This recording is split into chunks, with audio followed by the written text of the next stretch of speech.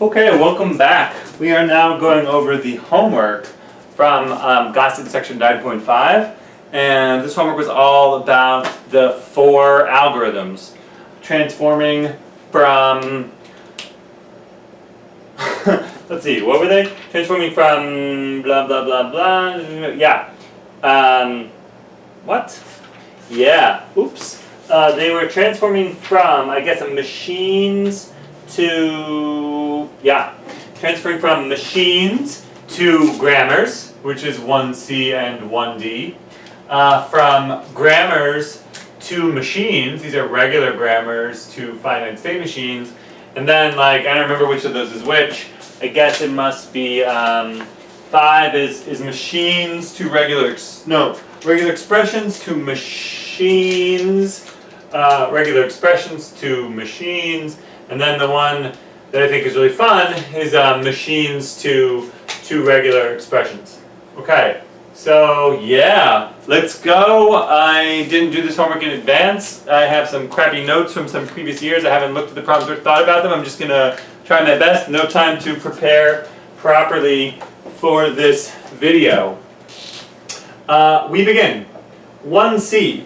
1C says, use the construction blah blah blah to convert the following finite term to the regular numbers. Okay, here we are given a finite automaton, and we're given it in chart form for whatever reason. I don't like that. So finally figured out how to do cursive S. There it is. It's going to have 3 states. Our machine, I'm sort of just taking notes from the problem. The alphabet is going to be 0, 1. Great.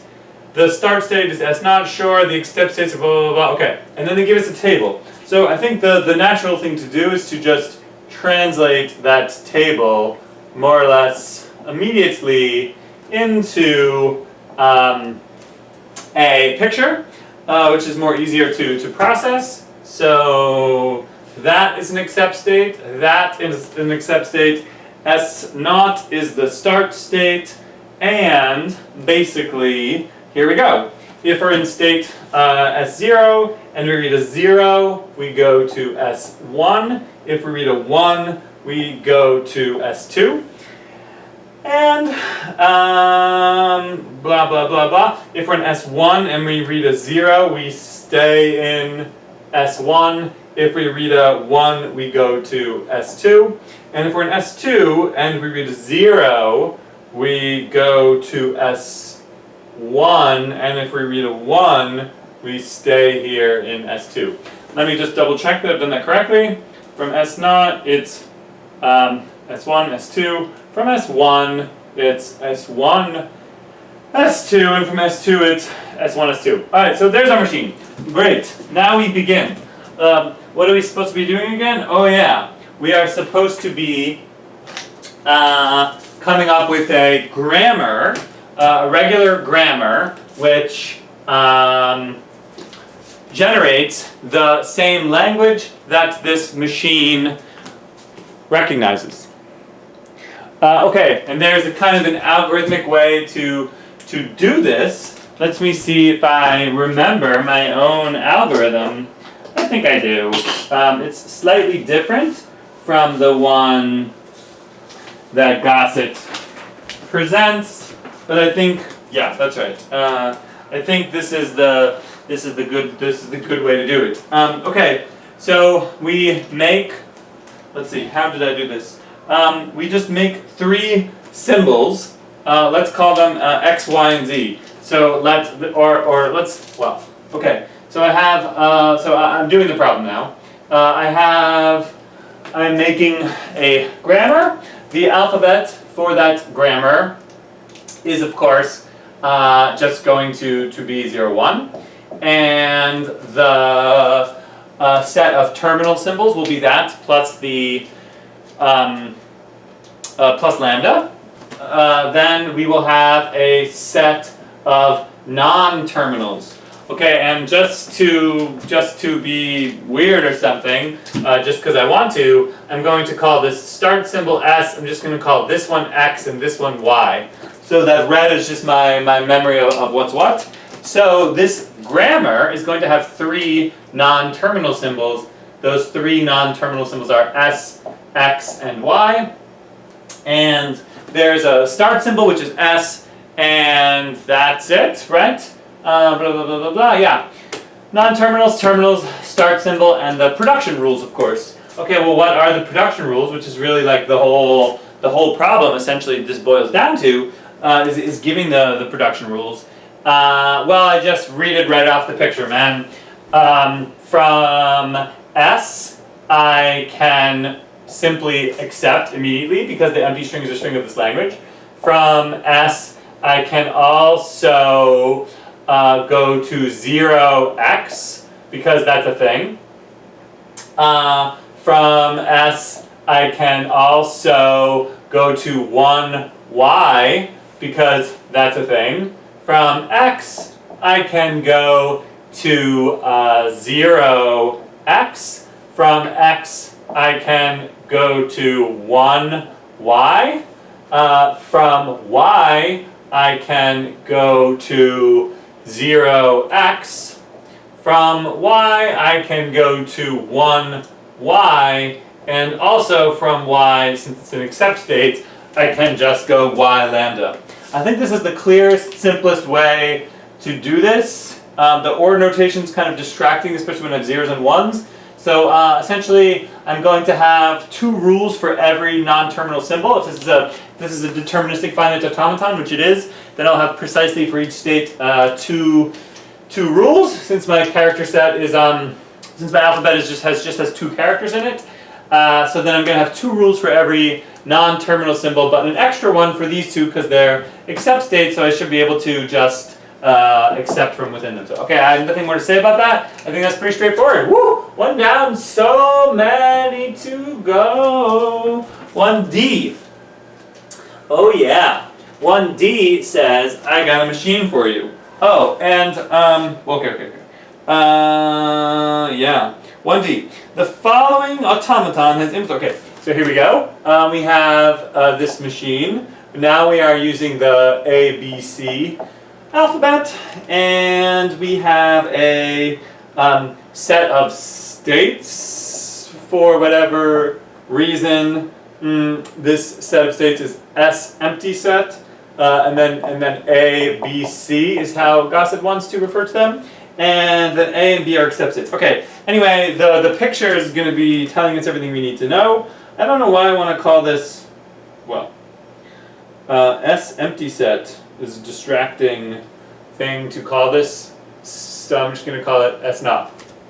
Okay, let's go. So I have these four states. This one's going to get a little bit more complicated, I suspect, because of the fact that we have four states, but also that we have a larger alphabet, so there are just more rules. So, wasting your time. Oh, A is an accept state, B is an accept state, and then, okay, let's do this carefully. A goes to here, B goes to here, and C goes here. But then also from A goes there, B goes here. Okay, I think I'm getting the gist of this. C goes here. From here, we just do A, B, C. And from B, we just chill there. And from here, we go C. Okay, so, and then from B to what happens if I read an A, I go back here. Alright, what is this machine? I suspect it is, I haven't thought about this carefully yet, but I think it's a machine which accepts all strings which have an A or a B, but no C's. Is that right? I think it is. We do not accept from the start state. If you read a C at any point, from any one of these states, we automatically go to this state C, which is not an accept state, and from which we never leave. So C is in fact one of these black hole states or garbage states. So automatically, if there's a C in this string, then we will not accept the string. if there's an A, that's already enough to accept. And if there's a B, we just also accept. Yeah. So, and if there's a B, we accept too. So basically, if I'm doing this correctly, it doesn't really matter if I am or not, but if we're doing this correctly, this should accept any string that has an A or a B, but not a C. I think it's just right. The only thing that's giving me pause is, if that were the case, then why do I even need to go here? Once I'm in the accept state, shouldn't I just? Personally to me, it seems useless for this machine from state B to send us to state A, because I'm already just going to accept no matter what. But so be it. It just does. I think that has no effect. Anyway, we begin. And here I shall do the obvious thing, which is come up with a regular grammar which generates all the strings of this language, the language recognized by this machine. And so we do that. Sigma, the alphabet, is going to be A, B, and C, and the set of non-terminals, well, I shall create a non-terminal associated with each state of the machine.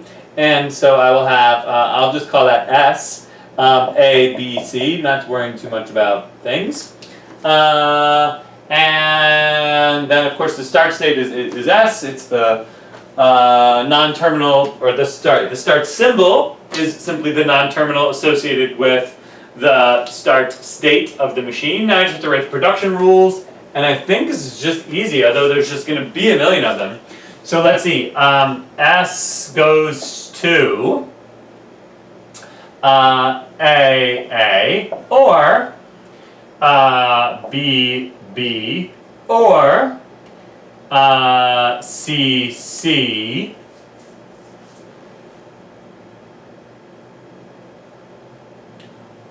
or that's it. Okay, I think that's right. Hold on, I'm doubting myself for a second here. A goes to A, or B, or C, or lambda. Yeah. Okay. B goes to, well, it goes to A, or B, or C, also or lambda. And I guess that's just it. Oh,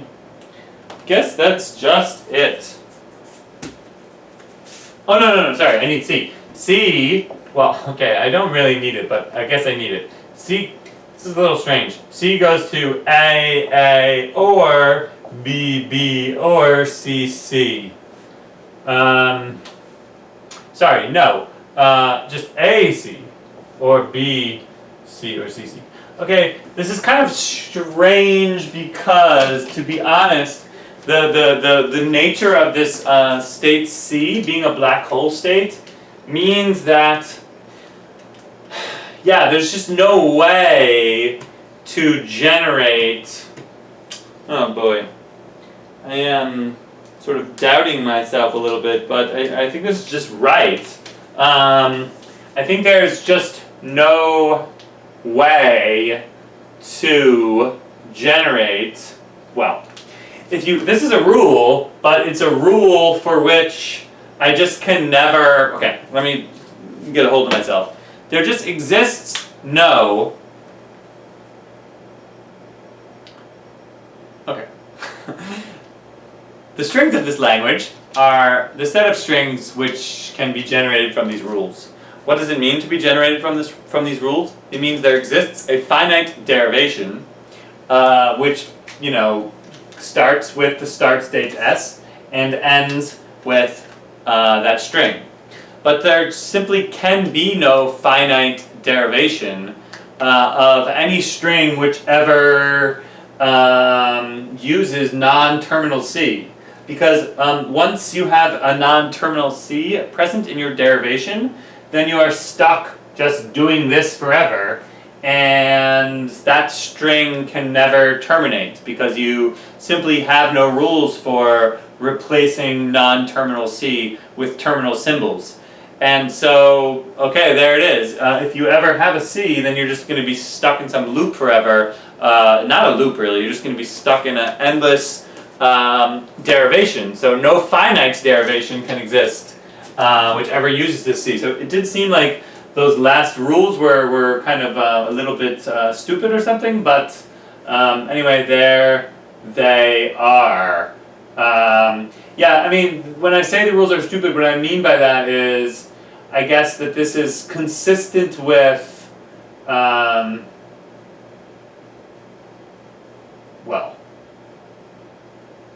I don't know what to say. I don't think I have anything smart to say here, but I think this is just the right answer. Do we want to do some common sense spot checks? What will this thing generate? It's just going to generate a bunch of things with A's and B's in them, and that's it. So I think I'm just right. Okay, good. 2 down, like 8 to go or something. Let's do it. Now we shall, well, just erase. Is there anything left to say about this? I don't think there is. I wanted to say something like,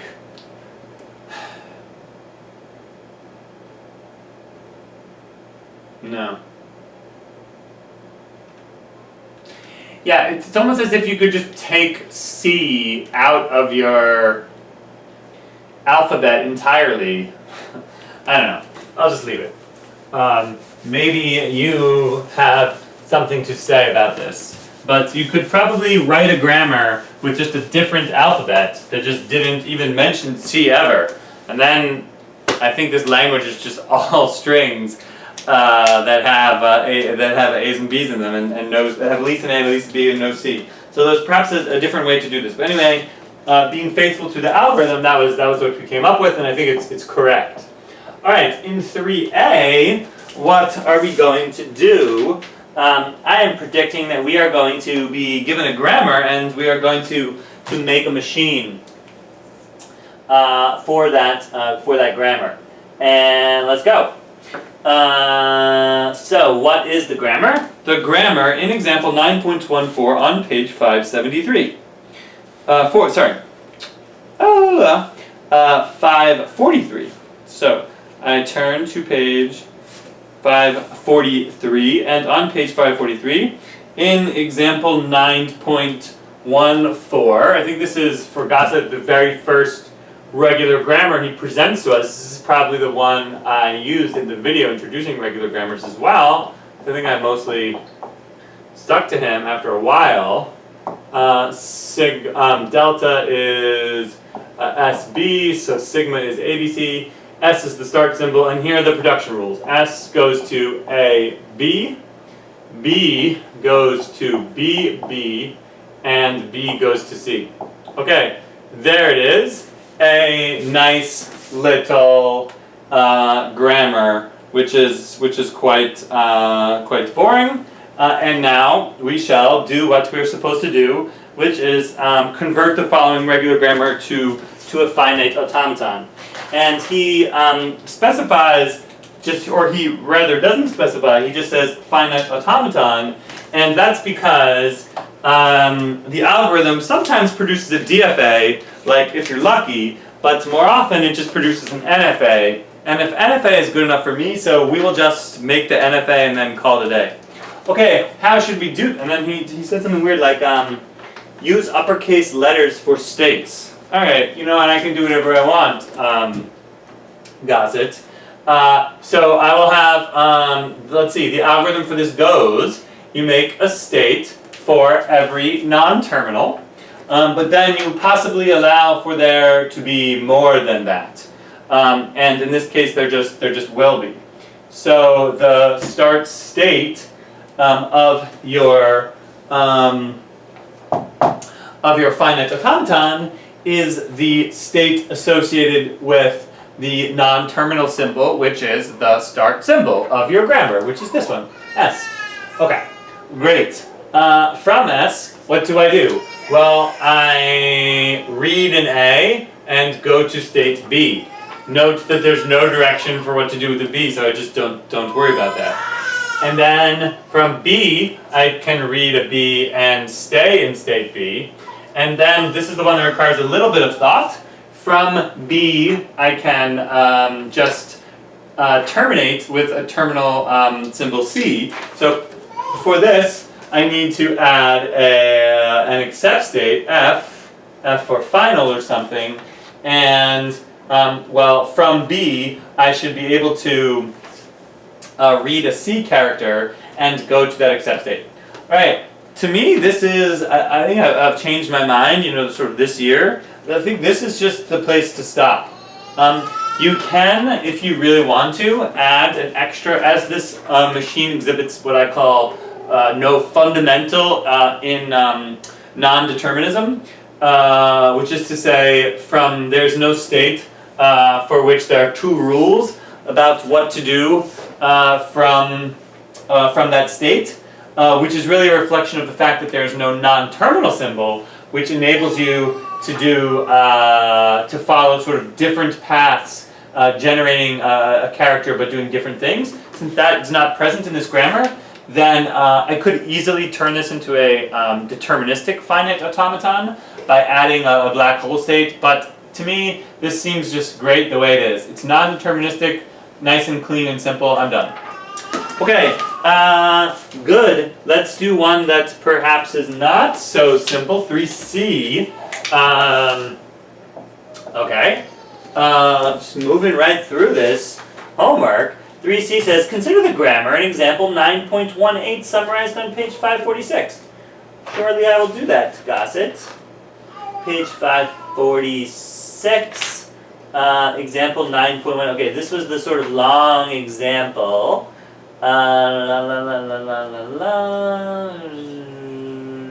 Okay. Okay, so this was the example.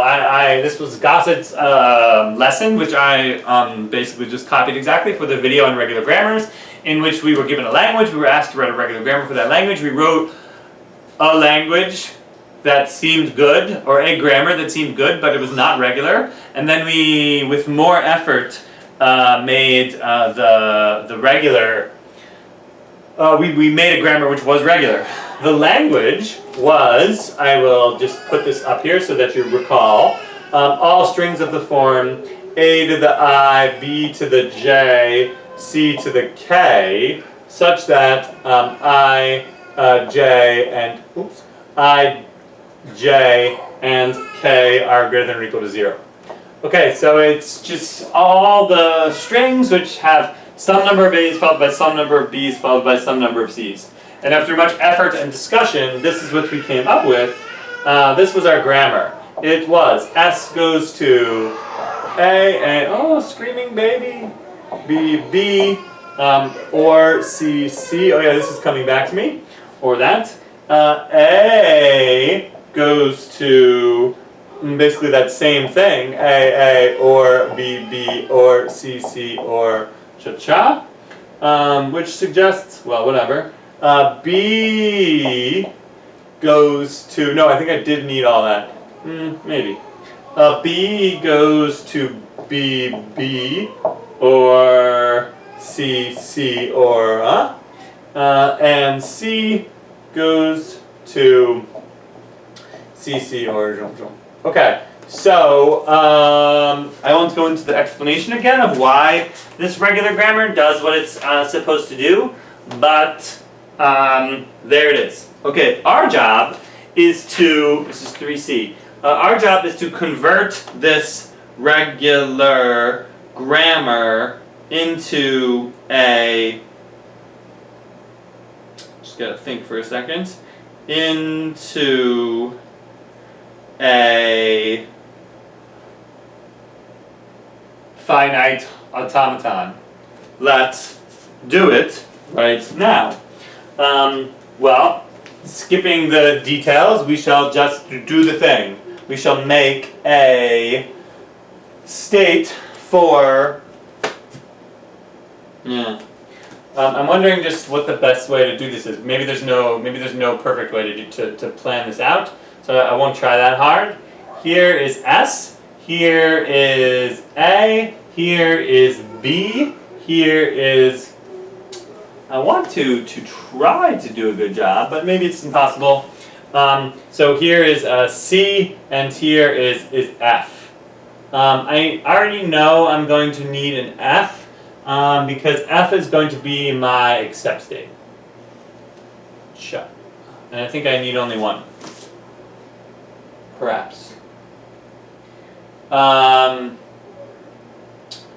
Wait, I forgot how I'm supposed to do this. Yeah, maybe I don't even need an accept state at all.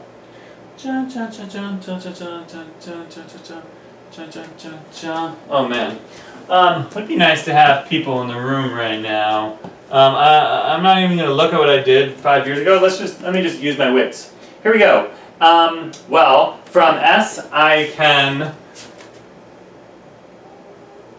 read an A and go to A, or I can read a B and go to B, or I can read a C and go to C, but I should also accept from that position.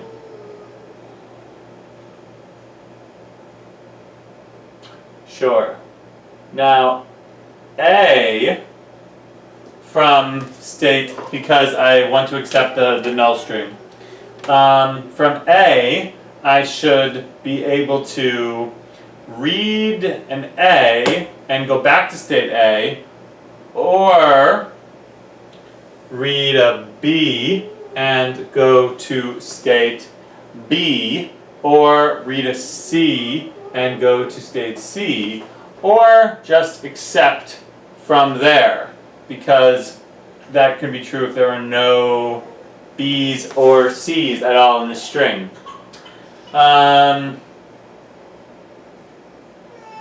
Oh, I see what's going on. Okay, so, okay, this is actually kind of cute. Okay, and now from B, I should be able to read a B, but I should also be able to read a C and go to C, I accept, and I also want to make this an accept state, because once you're here, you can just stop at any time. For example, if there are no C's, that should also work.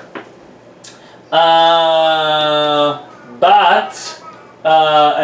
now going to state C, if I read a C, I should stay there. But also, once I'm in that state, I should just accept. Okay, this is totally different from how I did this in previous years. I'm not even sure what I'm doing right now is consistent with the way I taught this in the video.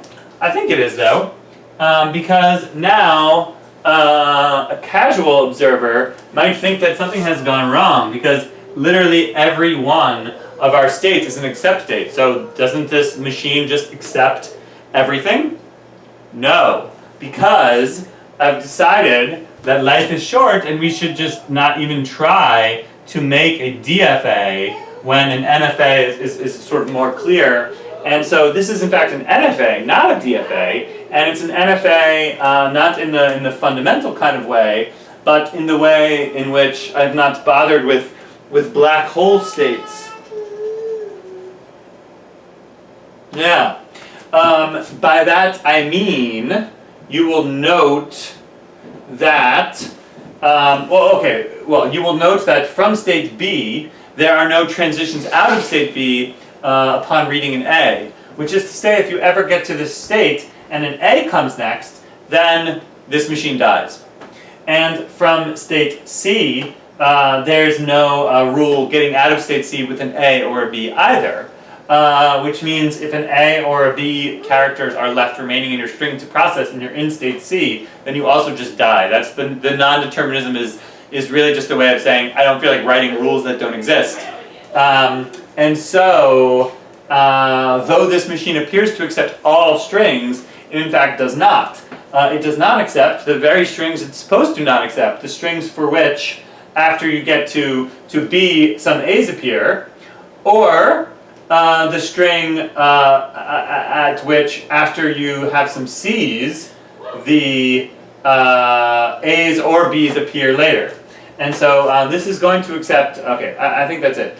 Yeah, so I don't think I need any final state. I hope this is how I taught it in the video. This strikes me as the correct way to do this problem now, and I bet I'm even right.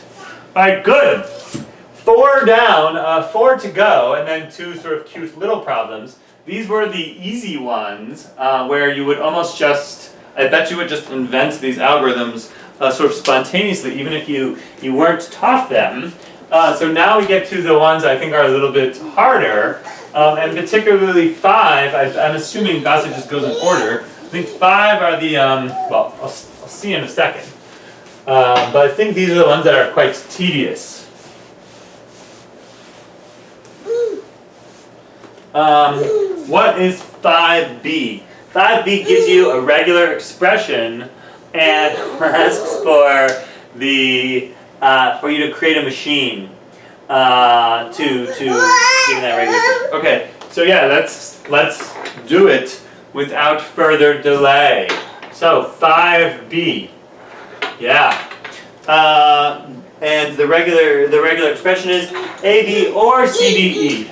So AB or CDE. Okay, well, alright. How much detail do I want to go into here? I guess all of it.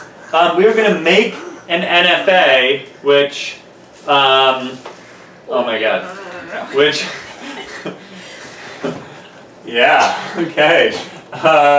Good, we got a crawler around here nowadays. Okay. I think the thing that makes this hard is that it's so tempting to just, from your own brain, just write a machine that just obviously does this, but I will resist. I'm gonna make I'm gonna just do this recursively, because that's just the thing to do, right? So, what is, given regular expression A, there's this machine, oh yeah, put it on 4 times speed, I'm gonna do this whole damn thing. I don't even remember what did I call these things? Oh yeah, FA or something? Yeah, here, I guess I assigned totally different ones. BC, 5CD. I once assigned 5D, and then I guess I just didn't do that this year. Is this the correct assignment? 5B and 5C. Yeah, I guess it is. Okay, so this is a great video. Okay, so let's go. What does the A machine look like? It just looks like this, right? That's the A machine. The machine that just starts, reads an A, and accepts. Okay, I'll maybe just put this. Okay, and then I have the B machine. What does the B machine do? Oh man, the same thing. And then, once again, accepts. Then I can put these together to make the A-B machine. And what is the A-B machine? It is basically the concatenation of the A machine and the B machine. So we